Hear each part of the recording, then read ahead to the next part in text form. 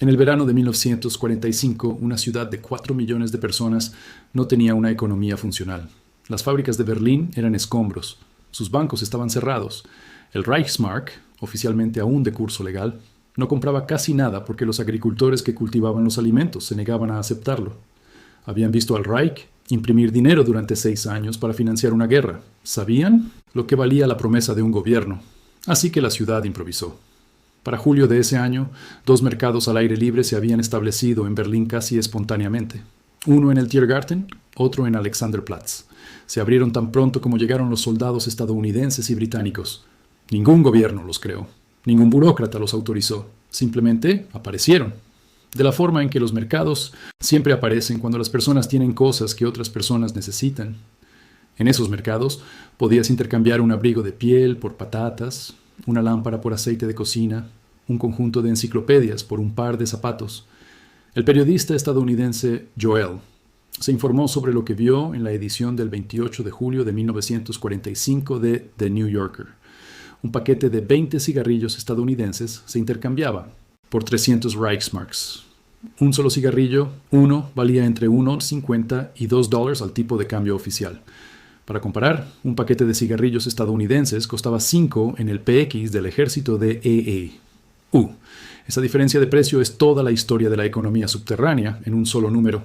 La historia oficial de la Alemania de posguerra es una historia de reconstrucción, del Plan Marshall, de reforma monetaria, de la administración aliada restaurando lentamente el orden en una nación devastada. El registro documentado cuenta una historia diferente.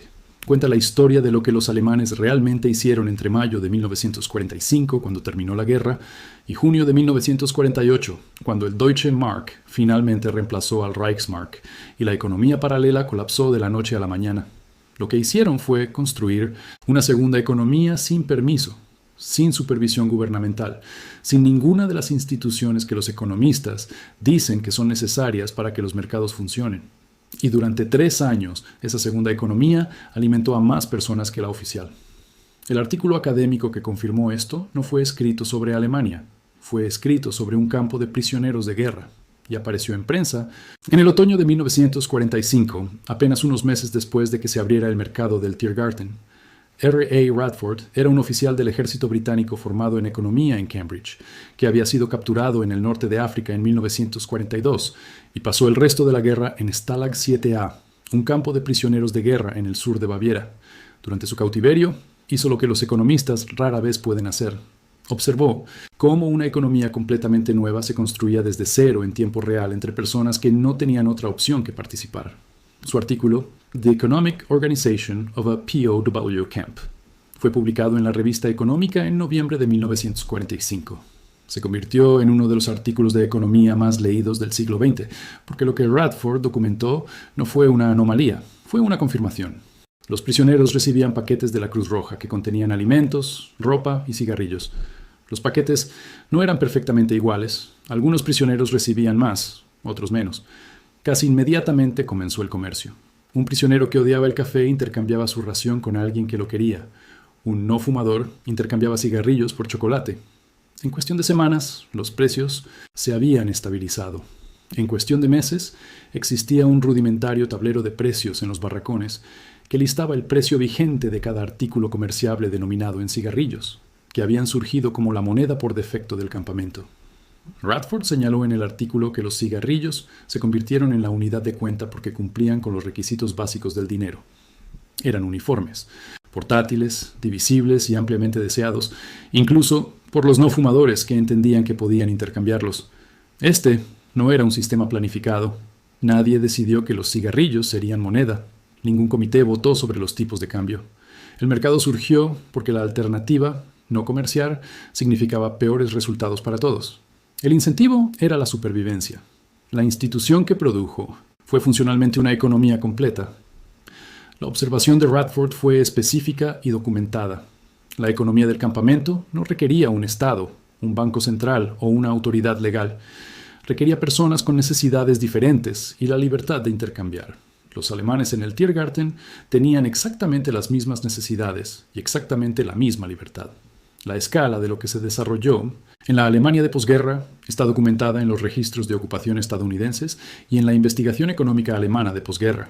Para noviembre de 1945, 6 meses después de que terminara la guerra, el mercado negro estaba suministrando aproximadamente el 20% de los alimentos de Alemania. Para junio de 1946, esa cifra había alcanzado el 50% en algunas categorías. No era el margen de la economía, era la mitad de ella. Las empresas se habían adaptado porque los precios fijos en Reichsmarks no guardaban relación con el costo real de los insumos. Las empresas comenzaron a exigir pago en especie de sus compradores, además del precio oficial. Una empresa de carbón quería carbón a cambio, no Reichsmarks, que no podían comprar equipos de reemplazo. Las empresas también pagaban a sus trabajadores en especie. Los mineros de carbón en el Ruhr recibían parte de sus salarios en carbón real, un arreglo que los alemanes llamaban Deputat Kohle, la asignación de carbón. Los mineros luego intercambiaban ese carbón en el mercado por alimentos, ropa y medicinas.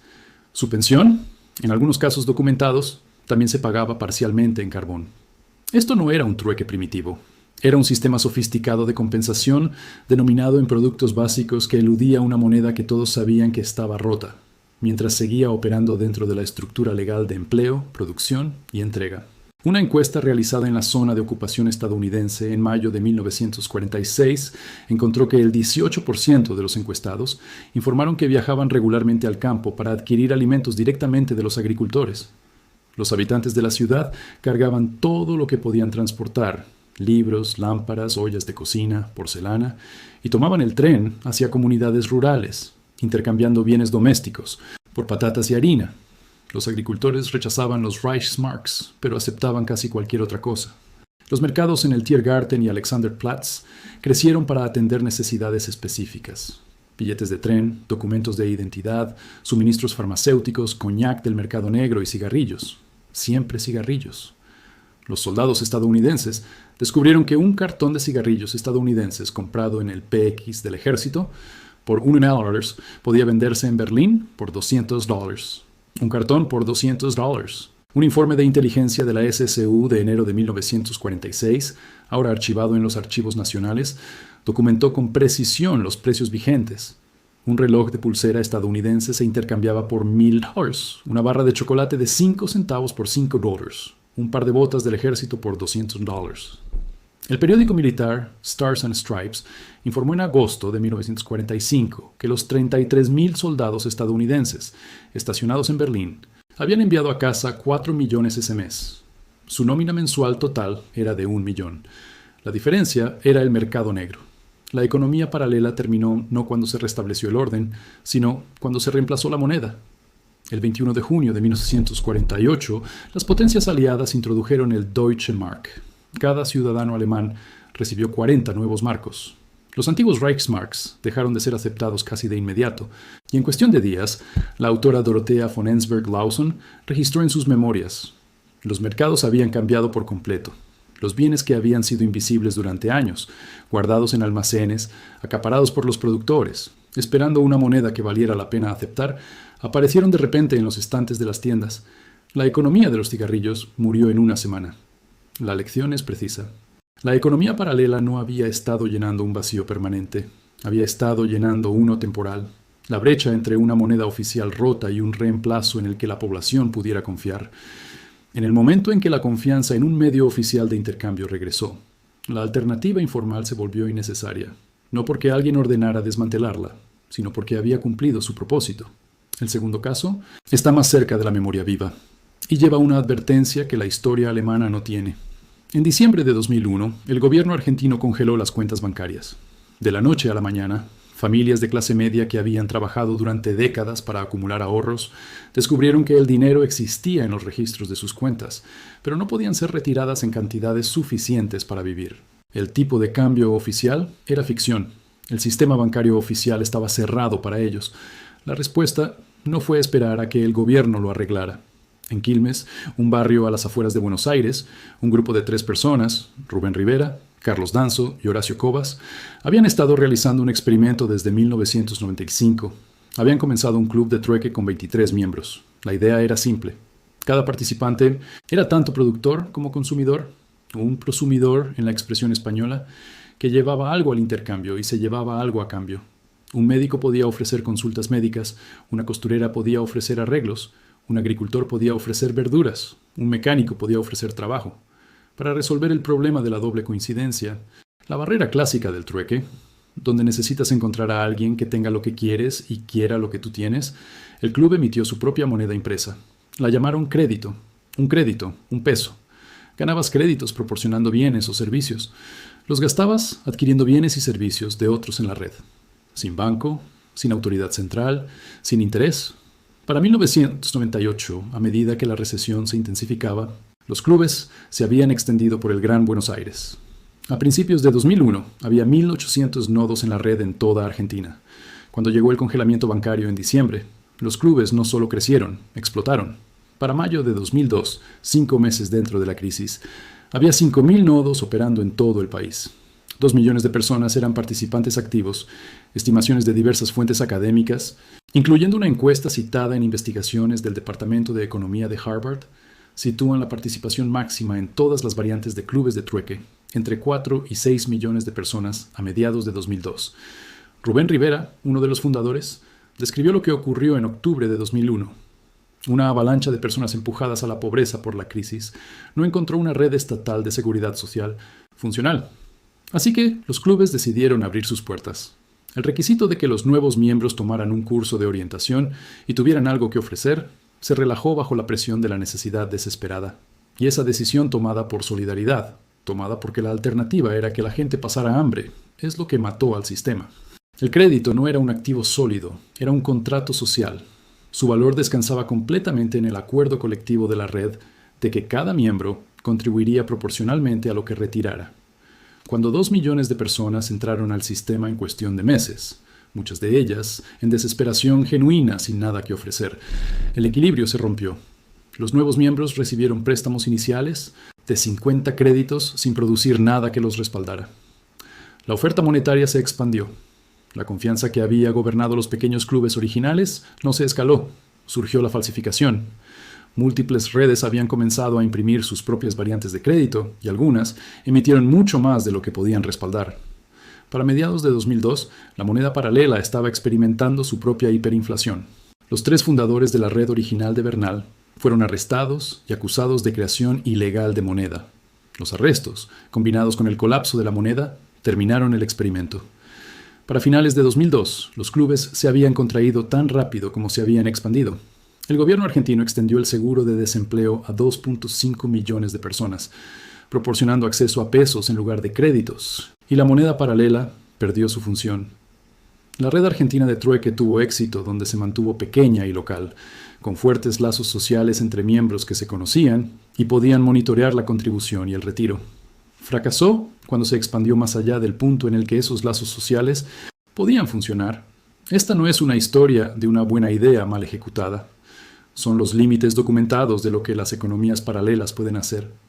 Entonces, ¿qué muestra realmente el registro forense sobre lo que funcionó y lo que no funciona en una economía paralela? El primer mecanismo que funcionó tanto en Alemania como en Argentina fue la traducción inmediata de habilidades en moneda. En el Berlín de la posguerra, un cerrajero podía abrir puertas para vecinos cuyas llaves se habían perdido en los bombardeos y recibir patatas a cambio. Una costurera podía reparar ropa por cigarrillos. Un médico en la red de trueque de Buenos Aires podía ofrecer consultas por créditos y gastar esos créditos en el puesto de verduras junto a ella en la feria. El mecanismo en ambos casos era idéntico. Una habilidad que ya existía se convertía en la base de la participación económica fuera del sistema oficial roto. Esto es lo que el registro documentado confirma en cada crisis monetaria que este canal ha examinado. El capital humano, la capacidad de producir algo que otros necesitan, es el único activo que no puede ser confiscado, no puede ser inflado y no requiere el permiso de ninguna institución para ser utilizado. El segundo mecanismo fue el dinero mercancía, y específicamente el uso de mercancías que satisfacen los requisitos básicos del dinero. Los cigarrillos en Alemania tuvieron éxito porque eran uniformes, portátiles y divisibles.